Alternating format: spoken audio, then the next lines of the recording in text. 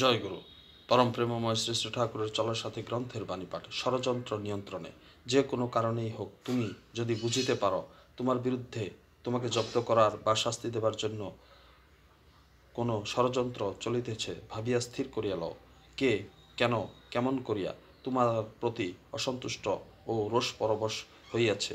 তুমি তৎক্ষণাৎ তাহার নিকট যাইয়া তাহাকে শান্ত, তুষ্ট ও তৃপ্ত করিয়া আইস।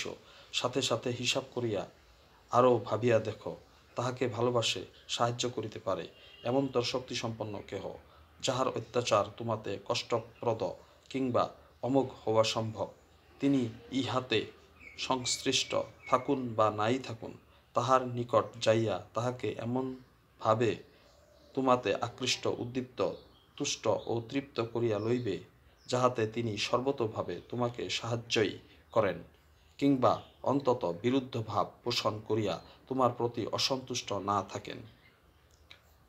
এক কথায় তোমাতে অন্তত প্রতিক্রিয়াহীন হন।